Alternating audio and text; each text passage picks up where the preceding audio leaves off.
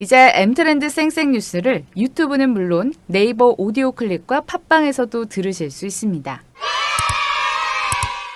생생한 모빌리티 소식을 전하는 M트렌드 쌩쌩 뉴스입니다. 정부가 내년에 전기 수소차 등 무공해 차량 보급을 누적 기준 50만 대까지 확대합니다. 지난 12월 21일 정부 서울청사에서 홍남기 부총리 겸 기획재정부 장관 주재로 열린 혁신성장 빅3 추진회의에서 이 같은 내용의 무공해 자동차 전환 가속화 방안이 논의됐습니다.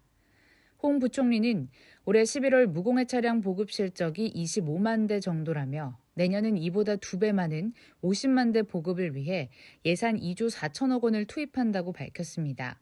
또한 승용차의 경우 내년 16만 5천 대에 대해 보조금을 지급해 지원 대상 차량 가격을 5,500만 원으로 낮추는 한편 버스, 택시 등 상용차에 대해선 9만 대를 추가로 전환토록 지원하겠다고 전했고 내년엔 전기차 충전기 6만 기를 추가 설치하고 수소차 충전소도 70기를 늘린다고 밝혔습니다. 제네시스가 새롭게 출시한 플래그십 세단 G90가 계약 개시 첫날 12,000대를 돌파했습니다. 이번에 출시된 신형 G90는 지난 2018년 부분 변경 이후 3년 만에 선보인 4세대 완전 변경 모델로 신형 G90의 판매량은 국내 초대형 고급 세단 시장 규모를 고려하면 이례적으로 높은 수치였습니다.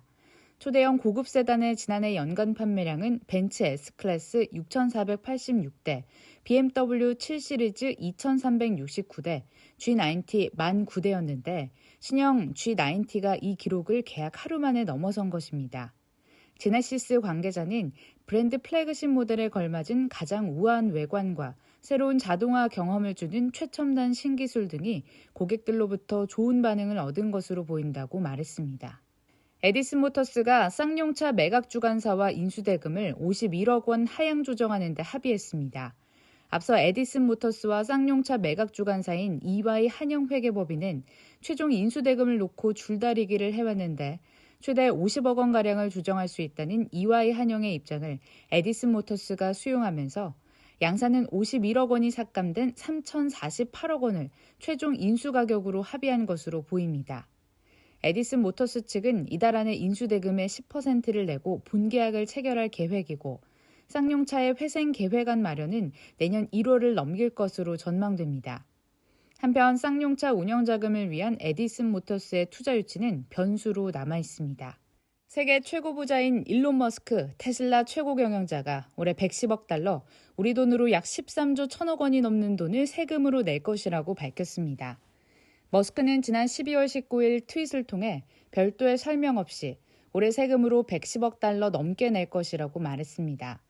블룸버그 통신은 머스크가 실제로 이렇게 많은 세금을 낸다면 개인이 미국 국세청에 낸 역대 최대 규모의 세금이 될 것이라고 전했습니다.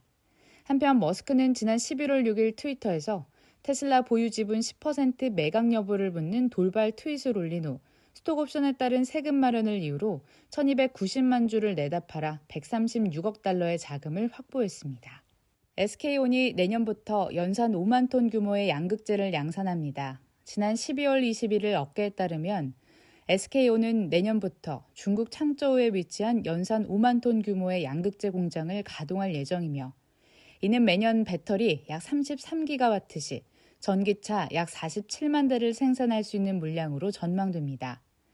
이에 따라 동박, 분리막을 양산하는 SK그룹은 양극재까지 아우르는 배터리 밸류체인을 갖추게 됐고 SK머티리얼즈와 합병한 SK도 중국 양극재 기업인 베이징 이스프링과의 합작법인 설립을 추진 중인 만큼 SK그룹의 양극재 생산 능력은 수년 내 수십만 톤 규모로 확대될 것으로 보입니다.